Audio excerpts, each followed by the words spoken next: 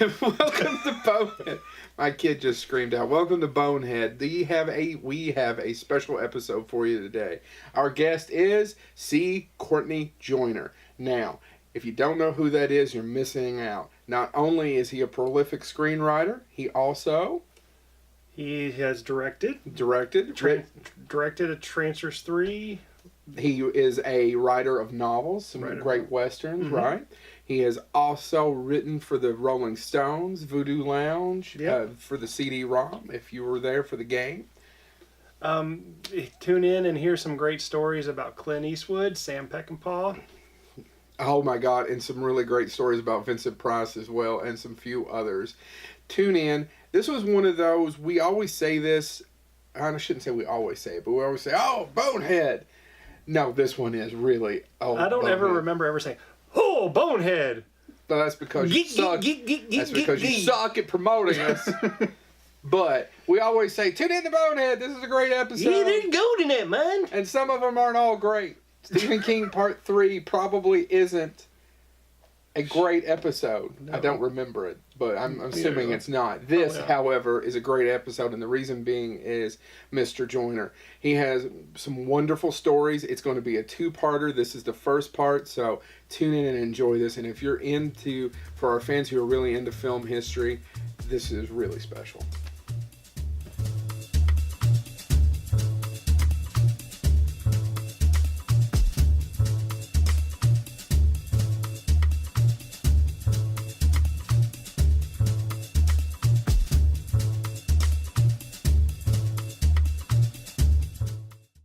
Welcome to Boing. Well, we've done 80 of these, and this is how bad I suck. So welcome to Bonehead with our special guest star, Courtney Joyner. How are you doing today, sir? Hey, I am doing great. Much better now that I'm on Bonehead. I am. This works out fine. Yeah, I swear, people, $20 is $20. If you give somebody $20, they will do anything for it. How you doing? So we were right before we started. We were talking about your marvelous one sheets and your half sheets that you have behind you. Can you talk about them just for a second? The Fu Manchu and the Mysterious Island. Oh, sure.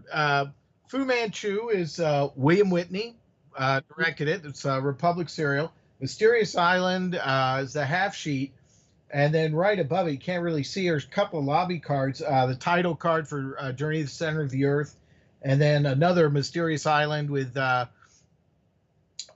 Michael Callan, and they're fighting the bee in the comb. Yes, and so all of that. I went when I wrote that sequel to 20,000 Leagues last year. I kind of went Jules Verne crazy, and so I've amassed a rather large Jules Verne memorabilia collection. Yeah, because I saw when you moved a chair, I saw the Nautilus behind you, so that was pretty cool. Absolutely, sure.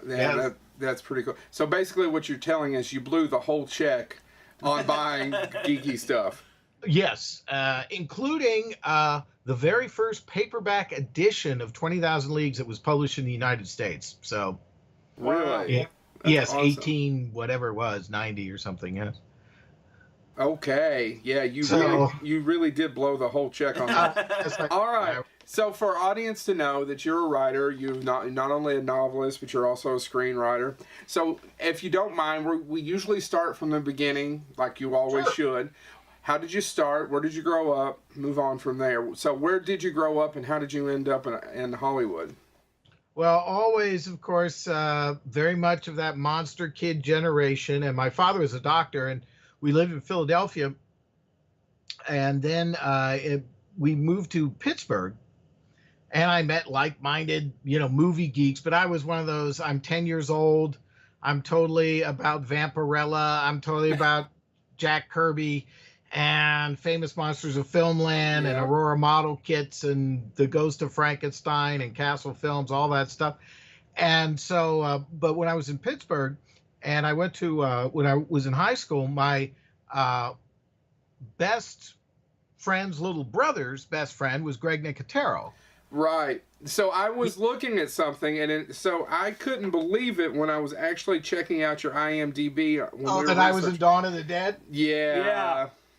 Yeah. As soon as Joe told me that you agreed to do the show, I got on and did research on you, and that was the first thing I saw. I'm like, he was in Dawn of the Dead. Yes, I was. And Like by the that, way, right over here, once again, and this is if you're ever in Kentucky, which why wouldn't you be, in Lexington, in the metropolis that it is, you need to stop by so you can see my Dawn of the Dead signed by most of the cast so you can sign it, my original one sheet, and finish it on out. Oh, man. No, I've got to come to Lexington because I'm like the biggest Raylan Givens fanatic of all time. So I've got to come. Yep. Can we go? So can we criticize? We could have a whole other show on how we could both, because I'm from southeastern Kentucky where Harlan actually is. I grew up 30 minutes from there. It is not like that at all. It's so clearly Southern California when you're looking at the show. Well, you know, they actually shot the pilot in Pittsburgh. I did not know that. I thought it was West Virginia, but I did not know it was in Pittsburgh. They shot it in Pittsburgh, and they couldn't make a deal with, I guess, the Pennsylvania Film Commission or something. So that's how they ended up shooting the whole thing right down the street from me there in Santa Clarita Studios. Yeah, absolutely. But we're looking at it, and people around here, a lot of people love the show. I like the show. Yeah. It's just one of those things that drives us crazy. It's like, I'm going to go drive down to Harlan, and you couldn't get there in 3 hours or 2 hours, much less in 30 minutes. And Tate's Creek Bridge, which they talk about all throughout the show, does not exist. Yeah. Especially the way it's shown in the show. Especially the way it's shown in the show. So we're done. Sorry about that. Back to Greg Nicotero. Yes, who was just this big, about that high. Yeah, he was a. But his father was a doctor as well, correct? Yeah, he was. Mm-hmm. Right. Yeah. So. And well, that was the thing, is that Greg, as I said, I mean, he was a kid, and after I had been in, and Rusty Cundiff was in the same high school class with me, and so we were all kind of running around together. Caitlin Clark, you know, from Dragon Slayer, was a few years ahead of us, and I knew Katie very well. So after I did, I was in Dawn of the Dead. I was at a party at the Nicotero's house, and Greg says, "Oh, come upstairs, see what I'm doing." He was like 14 years old or something, 13 years old. And the work was unbelievable. I mean, these sculptures and everything. He was a kid, and he was doing this just amazing stuff. Yeah. Wow. It really was impressive. Right. And now he rules the zombie world. Yes, he does. From The Walking Dead. Yeah, absolutely. So you were in Pittsburgh. How did you get from Pittsburgh to L.A.? Well, I always wanted to go to USC just because the focus of the film department seemed to always be Hollywood movies. And, you know, at this time, this is the late 70s, the big film departments were USC or NYU. And NYU seemed to me to be a lot more focused on documentaries. Yeah. So I wanted USC, and I got in, and ironically couldn't get into the film department. So I got my degree in English. You are not the first person to do that either. There has been a ton of you. I was listening to something of Fred Decker, who wrote and directed Monster Squad. Now the Creeps couldn't get into the film department either. You're not the first or the last. Well, at that time, when Fred Decker was there and I was there, and I was a lot of the film department people were like Kevin Reynolds and people like that. They were all graduate students. We were undergrads. Yeah. So unless you were getting your master's degree, it was a little more difficult to, get in there. But I just did what I could and got involved in all these things. But the main thing was I was in Los Angeles. So, of course, I was one of these, let me write letters to Don Siegel and Robert Aldrich and all these people when I was still in Pennsylvania. Uh-huh. And they'd always write me back. So I was kind of doing this correspondence with these movie directors and everything before I went to California. When I got there, I, started bugging everybody. Well, let me ask you a question about that. So how did you find their addresses, and what would you say to them? Because it was a different time then. You would probably agree. Somewhere in the last 30 or 40 years, directors and somewhat writers became rock stars in some way, specifically depending on the director.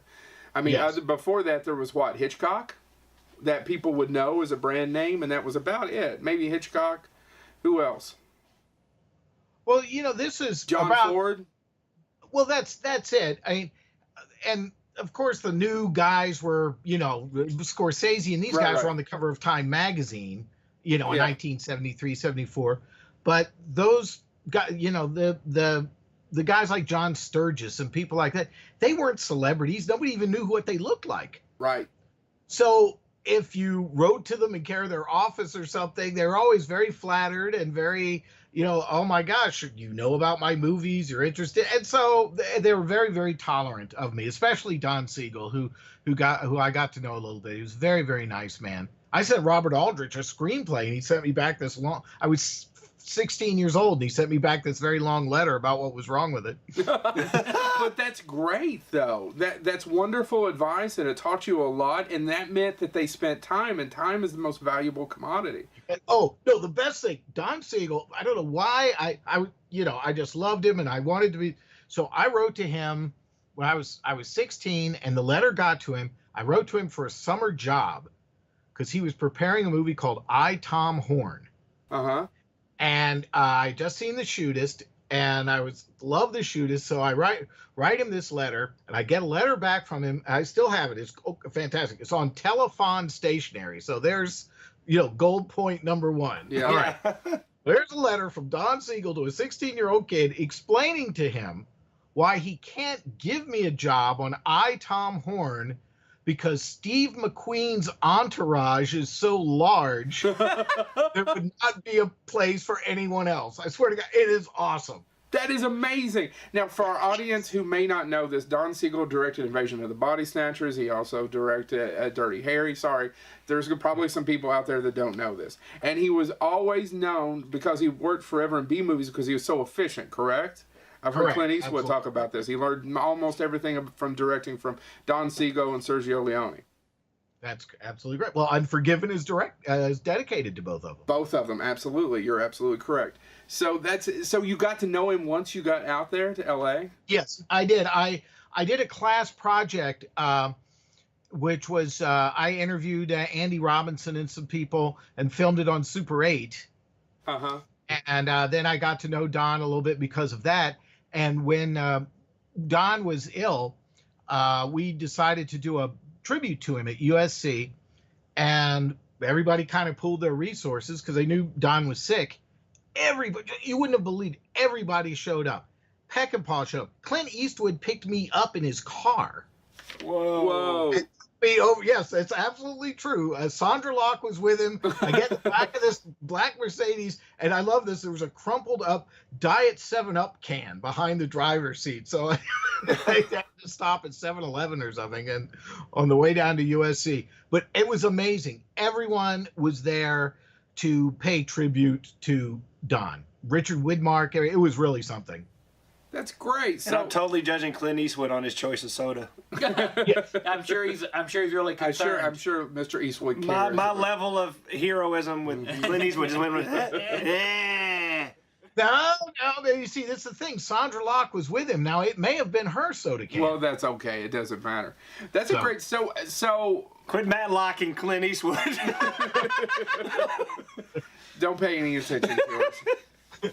So you're at USC, you finally graduated. So who were some of your peers? I know you mentioned Fred Decker, but who were some of the peers that you were at school with at that time? Well, my closest friends were, Jeff Burr and we were going to get to Jeff Burr. I met Jeff a few years ago in Indianapolis. It's a short story, but it was very quick. But yeah, keep going. I'm sorry. Well, that's the thing. Well, Jeff and I, of course, immediately connected. We like the Don Siegel thing, I also did a documentary on Sam Peckinpah. Yeah. And I got to know Sam, and bizarrely, just getting on the phone, my cinema teacher was going to be showing the cut of The Wild Bunch that had not been seen since the film debuted at the film festivals. Right. I had already interviewed Warren Oates for my thing. I called him on the phone. That you're just making me jealous. Keep going, but you're just making me so jealous. He was going crazy because his wife was getting ready to have a baby, and they were like in the is today the day? No, it's not the day. So he was like felt trapped in his house, and I said, "Would you like to come down?" He's like, "Absolutely, I'm coming." So Warren Oates comes, and Peckinpah was staying at the Beverly Hills Hotel. He was actually in town. He lived in Montana then, and so Sam came. I had a friend go pick him up. And so we marched into my Western film class with Warren Oates and Sam Peckinpah for The Wild Bunch. I actually sat between them for the screening of the movie. Holy. And that was my that was my commentary track before there was one. Wow. Let me ask you a question. I don't want to ask the generic what was Peckinpah like. So what I'll ask is, what was the craziest thing he did while you were with him? Was there a good story as far as him? Because we all know of the drinking. Okay, yeah, I'll tell you what. He got a little irritated with our waitress at the bar. I can tell you this. We were all sitting up there, and it was fun because I knew Jeff loved him and everything. So Jeff was walking away from the screening, and I'm driving around with Warren Oates. I said, "Come on with us to the bar." So that was really how Jeff and I first got together. And we had some guys from the USC Film Department. Kirk Ellis was with us, and Paul Sador, who wrote a book about Peckinpah. And so we all kind of congregated in this bar. And our waitress was kind of hovering over Warren Oates because Stripes had just come out. Oh, yeah. So she recognized him and was and this really kind of pissed Peckinpah off. And I was sitting right next to Sam. And he finally looks up and he goes, she's trying to screw the wrong side of the table. He really. Yeah. That's great. That's great. So you graduated. Was Whisper to a Scream the first project? I know it's your first IMDb project, but how did you first start making a living once you graduated from school? Well, what happened when I was still at USC, I had an idea for a movie about the character actor Rondo Hatton. No, you've lost me. Rondo Hatton was the disfigured actor who played the Creeper in the Sherlock Holmes movies and the Brute Man. And all that. Now we know. Sorry, sometimes. Okay. Sometimes you just Sorry, we lost you. So, and he had quite a tragic life and a very interesting life, and I started doing some research on him. And I was actually and I'm still in college, and I was fishing around at Universal to see if I could find somebody who might be able to direct me in different. To some sort of connection back in the World War II days. And the head of makeup says, "Are you doing this project with Virgil Vogel?" I said, "Virgil Vogel, Mole People, Virgil Vogel?" He goes, "Yeah, this is a TV movie, They were actually developing Rondo Hatton's life story as a television film. Uh-huh. I was heartbroken, but I called Virgil Vogel, who wanted to see my research because I had Rondo Hatton's death certificate. Yeah. He invites me over to Universal. I have lunch with him. So by the time I graduated from college, I was kind of his right-hand man, and he had me working on Airwolf and Knight Rider and Miami Vice and all this stuff when I got out of college. So what were you? He was directing all those shows, and I was his assistant. So you were his assistant. So you were learning all that stuff on set. Yeah. I mean, when I say assistant, I mean really kind of the man Friday, and we were writing together.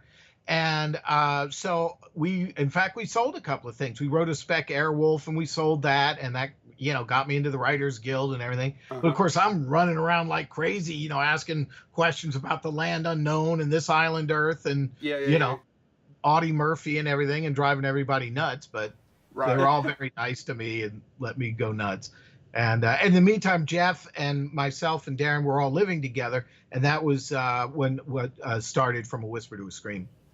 All right, who had the genesis of the idea? How did it get started? Can you kind of go from there? We're all huge Vincent Price fans, but James here is probably the craziest Vincent Price out of the three of us. We love him, but James... Yeah, he's actually interviewed his daughter. Yeah, so. James has interviewed Victoria more than once. We've all met Victoria more than once, so if you could, just kind of go through that with us. Oh, sure. Well, the thing was, Jeff and I had tried to get a feature going. He had worked with Jim Wynorski over at Roger Corman's for a while, and I'd written a horror script, and we were trying to get that going with Jeff as director. Didn't happen, and Jim was going to try and produce it, and it just didn't come together. So the idea was right then, that was, you could do like, small independent movies through tax loophole money and all that stuff because VHS had exploded, and so everybody is making independent horror, of course, Halloween and all these things. Right. So that was the route we were going to take. But aside from the fact we love Tales from the Crypt, to Dr. Terror's House of Horrors, and the anthology format, right? The idea was, if we raise the money to make this movie, rather than make the movie and run out of cash, which we'd seen happen to other friends of ours, you have 3/4 or something done. Yeah. If we did it in segments, at least you would have a whole to show people if we ran out of the cash before the production was finished. That makes a lot of sense. Oh, yeah. Yeah, absolutely. So we each wrote Darren wrote a story. I wrote 2 stories. Jeff wrote a story. And I co-wrote one of the stories with my friend Mike Malone, who also was living with us. And the idea was, of course, Jeff and his brother Bill were going to go to Dalton, Georgia, and raise the independent money to make the movie. May I stop you there? Why Dalton, Georgia? Yeah, because that's where Jeff and Bill were from. Okay. And since this was being done with a limited partnership, they said, hey, we'll go to my, friends of my folks and, business acquaintances and things like that. And that's how we would get the movie made. And we were very, very lucky about it because we were running around meeting people and everything else. So I knew Clu Gulager. I'd introduced Jeff to him. And Clu was just always so supportive of young people trying to do things and what have you. So he was going to be on board immediately. Some people in his acting classes were on board. Jeff and I drove down to Palm Springs to get Cameron Mitchell. Mm-hmm. And we got him and ended up going to a party with him that night in Palm Springs. That was fun. Cameron, boy, he was a pistol. Why was that fun? Why you got to stop there? You say it was horrible. Okay. I'll tell you. Cameron was staying in a condominium down in Palm Springs, and so we knock on. There he is. And he goes, no, this project sounds great. We barely got it out. And he goes, do you guys have $500? So we're like, well, yeah, we can get 500 from the ATM. Okay, great. You want to go to a party? So we climb into Cameron's car, and I'm not kidding you. For some reason, on his front seat, there must have been 200 Zippo lighters. So I'm sitting on a mountain of Zippo lighters in the front seat of Cameron Mitchell's car while he's kind of zigzagging down Frank Sinatra Boulevard in Palm Springs. And Jeff is in the back seat. And all I could think of is, this instant inferno. But it's still with Cameron Mitchell, so that's cool, And, but of course, then the next day, we were told by his manager, who was a very, very nice lady, who said, no, Cameron really shouldn't agree to do anything for 500. So we got that all straightened out. But no, he was great. And he just was kind of, an experiment. I just saw the other side of the wind. He has a great role in that. Well, we were just, oddly, you should mention it because Chad and I were having a conversation as we were getting everything ready about, I didn't know Netflix had dropped it and the documentary this week, and I put it to my queue, and we're all fathers, and I have an 18-month-old or a 16-month-old, which means I have no extra.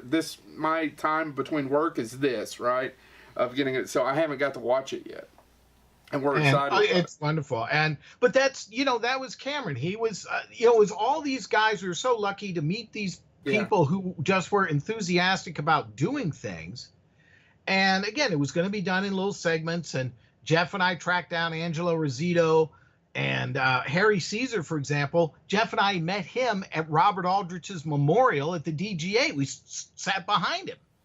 Yeah. And then said, hey, do you want to be in our movie? Oh, yeah, all right, I'll be in your movie. So there you go. And that was how the whole thing When you tell together. That story from now on, go, yeah, I'll be in your movie. You got $500? kind of combine. Yeah, just keep saying $500, everybody. Then we met Vincent Price, and he was like, yeah, I'll be in your movie. You got $500. Well, I'll tell you, Jeff was the one who really wanted Vincent Price. He was absolutely set on Vincent Price. And I didn't think it was possible. And we were kind of going, because, everybody at that time were using guys like John Carradine and people like that who we had wanted at one point in the movie. And it was just a matter of, well, is this just way above our pay grade and everything else? So Jeff wrote away to a little address service. We got Vincent Price's address up there on Swallow Drive, and we drove over there. Jeff and Darren and I drove over there. We knocked on his front door, and he opened the door for us. He was standing there he had been baking bread. Well, that's not. If you know anything about Vincent Price, that's not unusual, right? No, absolutely not. The house smelled fantastic. He was there. Coral Brown was in the kitchen. He's baking bread, and he invites us in. And we go to the living room, and he listens to our pitch, and he wasn't interested. He had done that wonderful PBS series Mystery with Diana Rigg and some things like that, and he felt he had just done the Monster Club and wasn't too happy with the way that had turned out. So he just, thanked us, but we got him to agree to look at some of the finished stories before completely rejecting the idea of being in the wraparound. Right, absolutely. And he came and he saw the stuff. He actually saw the Clu Gulager episode and I think the Swamp, and then agreed to do it. We shot it all down at Roger's studio. And in fact, I'll tell you, we were down at the Hammond Lumberyard. Roger came down. Thanks to our publicist, it was David Del Valle, and who was an old friend, and we thought, well, this would be great. So David got Roger and Hazel Court to come down to have kind of a mini reunion with Vincent on set. Uh-huh. And we had built this like crumbling library set, for Vincent and Susan Tyrrell. And I'm standing with Roger Corman, and he was looking around, and he says, I think I've directed this movie about 100 times. And it's like, yes, we couldn't disagree.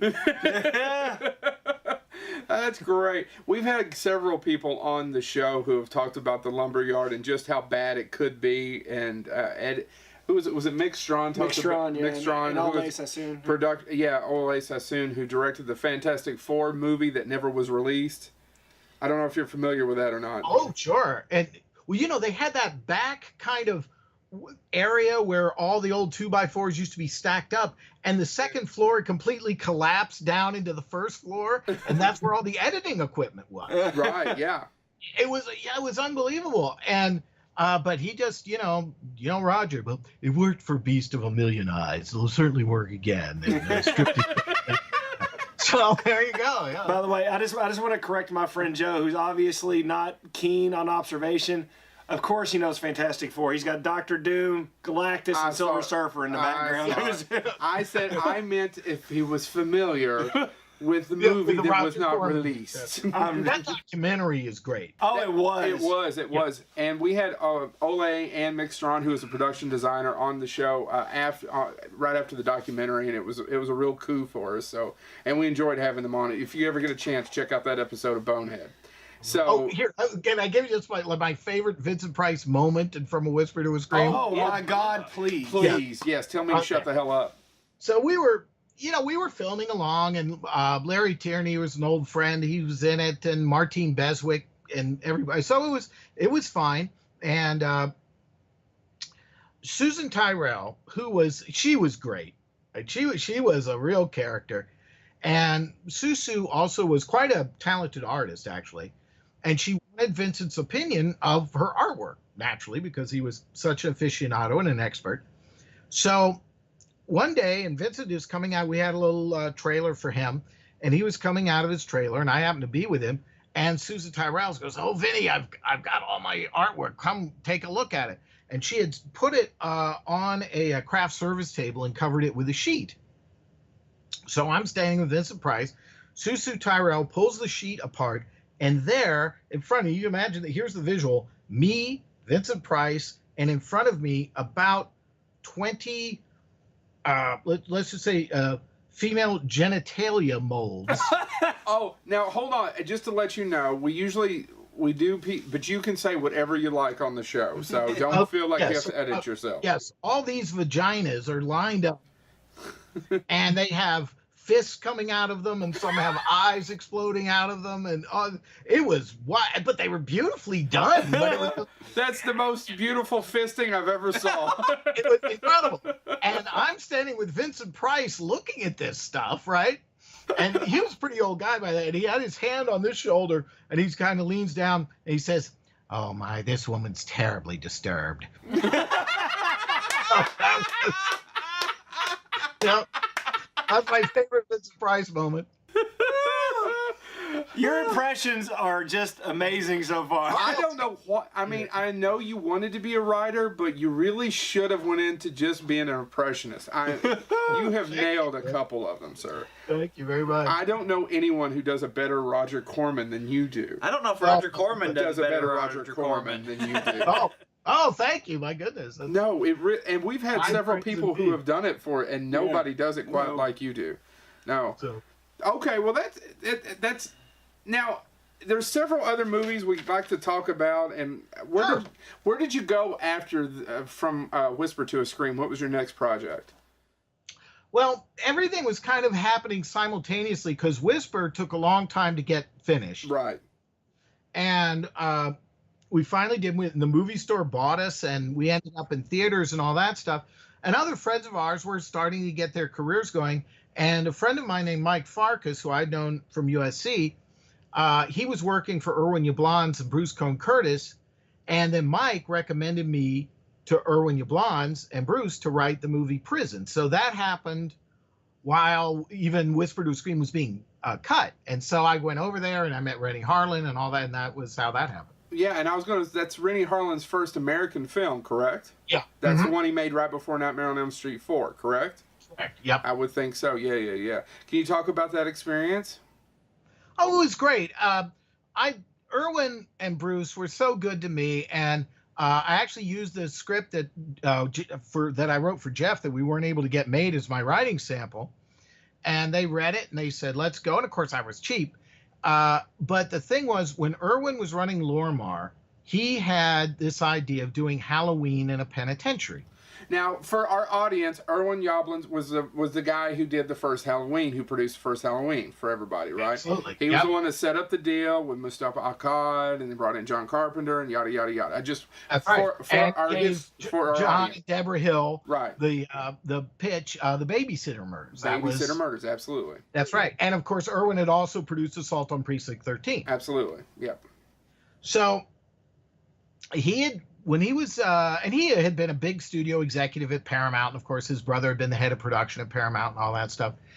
And Irwin had, when he was at Lorimar, had this project developed. And the thing was, they had a script. It was called Horror in the Big House. And I read this thing, and it was like the writer had taken the idea of Halloween in a penitentiary so literally that it was somebody walking around with a knife killing other inmates. Well, that happens every 5 minutes. So, that's nothing. Yeah. So I came back and I talked about it with Rennie because we had just met. And I said, no, this has got to be Poltergeist Goes to Jail. This has to be a supernatural thing. They agreed. And so we got together. But originally the project was going to be independently financed. And Bruce Cohn Curtis and Irwin's company was going to make it. The company, they split up. Or Bruce ended up with some properties. Irwin ended up. So it was kind of a long process to finally land at Empire Pictures, and we made it with Charlie. Yeah. So that leads us to Full Moon. Yes. I don't want to skip stuff, but we always ask our guests, and we've seemed to have had several guests who have worked with Charlie Band, Albert Band. Yeah, and Full Moon movies are a staple of my upbringing. So, huge fan. Fire away. Yes. What is your best Charlie Band story? Probably, I would say this again. I am one of the primarily unscathed. And just so our audience knows, before this, we were doing a pre-interview and kind of talking beforehand. And James and I met Peter David several years ago. I was telling you about it. And Peter David always said to us that he was one of the few people in Hollywood who Mr. Band didn't owe money to. And you said, I am number two. Charlie doesn't owe me a nickel. And one of the things when all this was going on, with Full Moon and Roger and TWE and all of these companies, they were all running on this enormous amount of money that was coming in from VHS sales. Right. So the need for product was just enormous. It was just one movie after another just flying right out the door. So for guys like me, it was like there were just opportunities, frankly, everywhere, because these things had to go onto video shelves. What was the average writing time for you on a script? Probably about 3.5 weeks or so, 3.5, 4 weeks. Yeah. That's pretty quick. And it was pretty quick, but they had a very efficient. Charlie's soon-to-be wife, Debbie Dion, was the story editor. She knew what she was doing. She was very good, and I loved Albert Band. He was a great guy, and when I saw Albert, we would talk. I talked to him about the Asphalt Jungle. I didn't talk to him about Ghoulies 2. Which, by the way, happens to be Chad and I, as far as. There's nothing wrong with it, but it's one of our favorite movies. People talk about Empire Strikes Back. Ghoulies 2. There you go. We're not going that far. It's not, but it is the Godfather 2 of the Ghoulies films. But that's beside the point.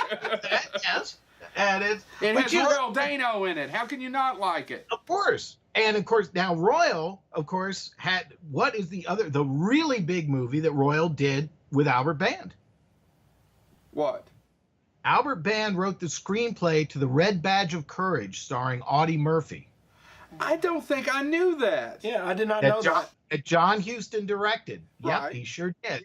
Yep, and Royal Dano is the ragged soldier. Wow. I need to. Yeah. See, we forget things. We apologize. We completely apologize. Also, he's in House 2, which is also the Godfather Part 2 of House movies. Absolutely, yeah. That's but that was a thing that I always loved working on these movies. Is I was always such a fanatic that I would know if the guys were doing B movies now, I knew they were doing other kinds of movies in 1960 or whatever it was. So that's what I would talk to them about. And so it was fun. I loved it. Did any of them get aggravated with you, or is it really just more of an appreciation and they just loved that you knew their work? Well, if they got aggravated, they were certainly private about it. Everybody was very nice. Good. So we got off a little track. So back to your Charlie Band. What's your best Charlie Band story? Okay. Well, here's one that really goes to the core truth of things. I was trying to buy a new car, and I had a payment coming from Charlie, and I got the check, and I went to the bank, and the check was, they couldn't honor it. So I called Charlie, and I said, Charlie, this check you gave me, they're not honoring it. I was pretty upset because I wanted to get the car that day. And I hear this kind of laughter from the vice president of the company. And they said, Courtney, our checks are not to be cashed. They're to be deposited. Because of course what they were doing, and they weren't the only movie company to do this, is, they keep zero balances in their accounts so that they don't get attached for taxes. Right. Oh. Yep. So, the checks always go through, but you have to go through kind of the obstacle course to get to that point. Yes. Oh my God. Yep. That was a bit of a learning curve there, but and just to go, how nervous does that make one, knowing that I'll eventually get this money, but I need a new car because I have nothing to drive today? Yes, well, that was a bit of a problem.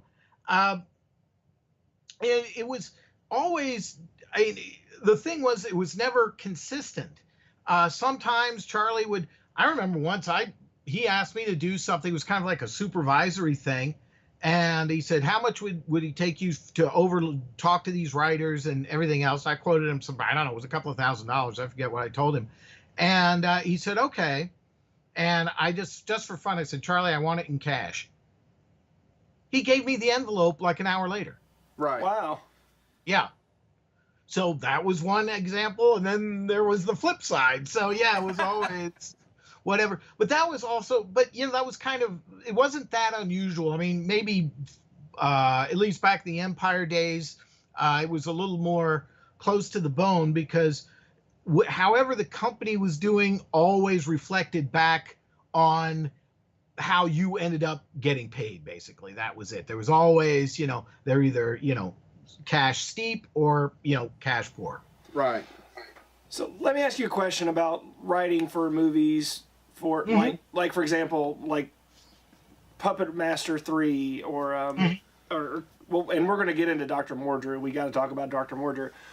But when you write these screenplays for movies that are on a very, very limited budget, like, do you go in writing knowing that the budget's going to be that limited, or do you write your script and then do you have to like narrow it down based on the budget?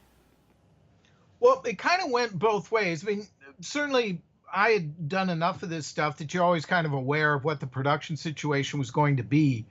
Puppet Master 3 was kind of a different thing because I had been away from Full Moon for quite a while, and I'd written a movie called The Class of 1999. With Mark L. Lester, who we're going to talk about because you worked with that man a lot. Oh, yes, I was. And so, the movies we were doing were all playing in movie theaters. And so when Charlie, I ran into Charlie by accident, we started talking about me doing some things, and I told him I wanted to direct. So he made me an offer to do 3 movies, of one of which I would direct. Uh-huh. So, of course, and in those days, the money wasn't bad at all. So I said, great. And Puppet Master 3, he said he wanted to do a prequel to the first movie. Right. Uh-huh. And that it was going to be a period piece. Well, he knew that would just, totally get me going. And so I got with Dave Dakota, who was an old friend. I knew David was going to direct it. And that's when I said, let's make this the Where Eagles Dare of Puppet Master movies with our little extremely limited framework. But the thing was, the film, they kind of let you go because David Allen was under contract then and everything else. And, these movies were being financed by Paramount. We heard that, and the story was Paramount gave maybe more money than maybe went into the budget. That was true. Charlie got in a little problem there, but at this point, whatever money they were giving, in fact, was being spent. Right. So I was very lucky with that. And the thing was, Puppet Master 3 was going to be one of the movies shot in Romania. Because Ted Nicolau had been over there doing, not Netherworld. Subspecies, maybe? Subspecies, right. The very first Subspecies. So whatever happened, we couldn't go to Romania. We were stuck. So we had this World War II thing in Germany and all the rest of this stuff. Where in the world are we going to shoot it? And Dave Dakota and John Schuweiler made the deal for us to shoot at Universal. So that was just great. Yeah. Yeah. And, we were just having a ball because, I'm running around going, oh, my God, Lon Chaney Jr., here from the Ghost of Frankenstein, Night Monster and the Mad Ghoul and everything. I was going crazy. But it was wonderful. And for a low-budget movie to have that access to particularly those sets with that great history, but we were there for days. And but that was because David was able to make a deal. They were shooting a movie called Newsies. Oh, yes. And they were on the adjoining street, but they were shooting at night. And they kind of wanted a production opposite them during the day, if nothing else, just to kind of keep, the flow going and not, have everything interrupted. They would have to worry about security personnel. So that's how we got in. So there's always these cool little ways to make your no money and everything else work. And that was a great example of it. That was really a great fun thing. And Charlie let me, go nuts and do all of our, stuff with the puppets. And on that particular movie, there's almost no stock footage from the other Puppet Master films in it. Right. Yeah, it was all brand new stuff. So that was great too. Yeah, that is. I remember it. And now that I'm thinking back, yes, you're right. It does look much better than all the other ones, and that makes complete sense. You're able to use other sets. Yeah. Yep. Anyway, absolutely. Sorry. So you knew sometimes the budget, sometimes you didn't know the budget. Did you always want to be a director, or did you always want to be a writer, or did you want to be a writer-director? What was your passion? When you went to film school, what did you want to do? I know you've written a lot, and we'll get to your novels in a few minutes, but I know you've written some Westerns. So what did you want to make? Well, I really wanted to direct, and the thing was that at least at that time, the quickest way, certainly within the B movie world, was to become valuable or at least useful as a writer, and then you get your opportunity to direct a movie, as you're going along within the company. And that was also the other thing, too. At least at that time, there was always a case of attrition. I just did a thing very recently with Kat Shea. We did a commentary on a movie that she directed. Actually, it was Poison Ivy. And we talked about that very thing, that here she was an actress who then starts directing, and then you just worked your way up the ladder. And it was possible because there was continuity with these B companies, because once you were inside the walls, yes, they would use you like crazy. And just so you were just part of the machinery that was making product, and eventually they go, well, what the hell? He's not going to screw it up any worse than anybody else. And they Go ahead, James. And I may be jumping around a little bit, but you obviously worked on, we talked about the film, we're going to talk about the novels, but you also did some work on video games involving things like the Rolling Stones. Yes, yeah. And Super Spy and things like that. How did you get involved in video games as well? Was it through kind of the same companies? Was it? No, that came from that. Well, that has a bit of an Empire connection. Chelsea Field, who was in the movie Prison, became a very, very good friend of mine. And her then husband was a drummer named Rick Murata, who was a very big time session drummer. He's the drummer on Werewolves of London. Oh, really? Okay. Yes. Okay. And Rick knew, first of all, of course, he knew the Rolling Stones, but he knew who the producer of this CD-ROM. And in fact, I've got it. It's right there. And they were looking for someone to script. They wanted to do this thing with Voodoo Lounge about Baron Samedi and all this type of stuff. So they wanted someone actually to kind of fill in between, I guess, essentially like the gameplay to get to the music bits and everything else. And I had to write up a couple of sample pages for Mick Jagger to approve, which he did. And then the next thing I know, we actually did all that stuff in Minneapolis. Really? That was the dog leg of the Voodoo Lounge tour. And yeah, the next thing I knew, I was there in a studio in a green screen with the Rolling Stones. So once again, earlier when we said James was the huge Vincent Price fan, I'm the Rolling Stones fan. That's why I had to bring it up. I know, and I was my Vincent Price. I was going. He prefers the monkeys. Don't believe him. Yeah, that's bullshit. Monkeys are cool too. Yeah, monkeys are cool, but I saw the Rolling Stones a few years ago at Churchill Downs, and it was one of my bucket list things. Alice Cooper, by the way, opened up for him. I can't think of a better lineup. There you go. But yeah, can you talk about that just for a second? Getting to hang out with Rolling Stones. Did you do heroin with Keith? Well, this is the thing. I would. When they said, okay, you're going to go ahead and do this, and we're all going to have to go and deal with the band and everything, I still have it around here somewhere, that there was this whole kind of catalog of behavior that they expected you to adhere to. Yeah. Do not look Keith Richards in the eye. Do not ask, all this kind of weird stuff. So I was absolutely terrified. And when we got there, Green Day was opening for them on that tour. That's great. That's also another, you get your all access pass. I mean, this is like, my God, I've never been around, certainly not, the ultimate level of rock and roll to see this. And behind the scenes, Mick Jagger was very businesslike. He was very nice. He was fine. All these weird, they're so hypersensitive about, never saw it. Not at all. I didn't really get that close to Keith Richards. I don't know that he was that interested in doing this, but he did it. Ron Wood was a god. He was so great. Oh, really? He was so fantastic to me. And we actually ended up doing a private session together, and he recorded a whole bunch of additional dialogue for the CD-ROM to fill in the spots that we needed to cover. He was great. And this was the thing. This is what got it. First of all, he's like a total horror movie nut. Yeah. So he's all into the video nasties. And he actually had a copy of Prison. So he was so cool. And I asked him about being in the Deadly Bees, and that really took him back. Yeah.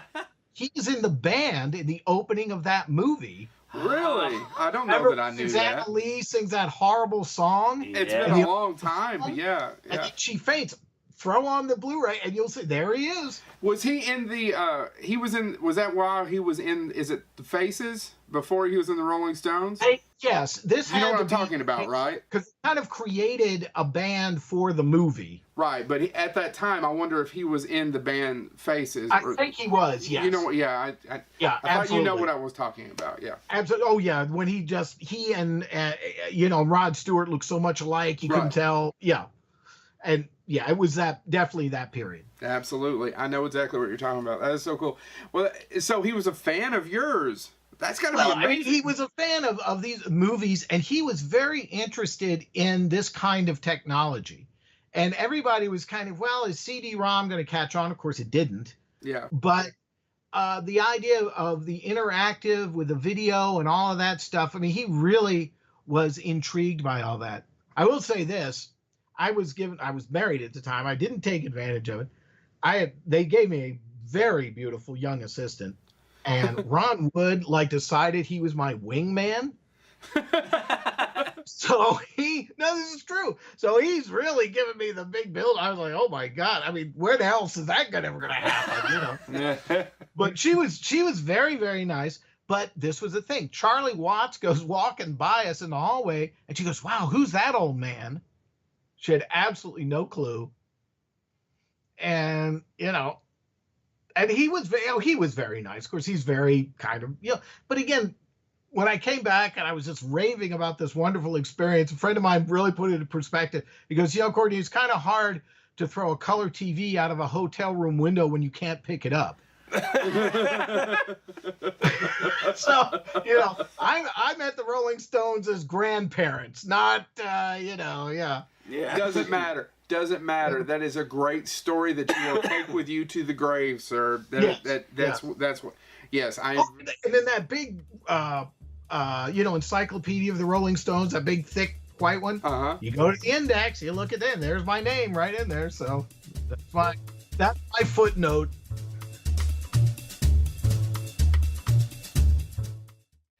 Oh my God! Wasn't that a hilarious Roger Corman? Actually, it really was. He does it. He does Corman better than Corman does Corman. Yeah. Thank you so much. We ended with the Rolling Stones, which is amazing because, as you all know, listen to the show, that's my favorite band. Next week, we're going to talk about not only some of his Western novels, but how that industry works. We're going to talk about board game design. Yep. And he has a couple more impersonations. One of them may be the Shat. That's Bill Shatner. William Shatner to his friends. We also have a kitty. And as you can see, I had surgery. So we're later going to do Patreon. If you give enough money, you'll be able to see the holes. For more money, you know what you can do with the holes. First we buy Cheetos, then we destroy the world. Tune in next week for a second part with Courtney. He's probably one of our favorite guests that we've had on. So many great stories. Thank you. Oh, and don't forget to subscribe on SoundCloud. I almost said Instagram, iTunes, and YouTube. Thank you so much. And share on your social media, which would be Instagrams, the Snapchats, and for you all out there, Grindr, you know who you are.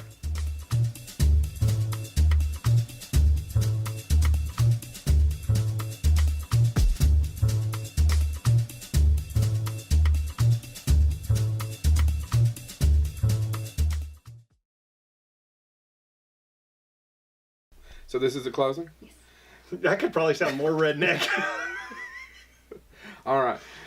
Do you think overalls were created to completely fix plumber's crack? That's what I think. Courtney. I'm right. Thank you so much. If you love that, specifically, we just ended on the Rolling Stones, and for you people who watch Bonehead, you should know the Rolling Stones are my favorite band. So hey, you're not wearing the new. You're not wearing the same shirt. When did that happen? I went to work and came back. Oh, You guys are still talking. dang! I know, right? Oh, have you all noticed? I haven't been wearing I haven't worn the show shirt. Nope. I would sorry. explain why, but No one cares. it's a mystery. So thank you so much. Thank you so much, Courtney. Next episode, he's going to delve into. I forgot. We'll start again. And a beautiful Shatner impression. And a beautiful. That's the end of the second one. Oh, what is the other impersonation he did? He did You Roger, like Roger Corman. Okay, cool. I got it. And go. Man, that was a great fight. Just go with it. Just go with it. Wasn't that a great Roger Moore impression? Roger Moore. I know. Let's start again. What the fuck is his last name? It's Roger Corman. It took you a second. No, I had no idea what was going on. You ready?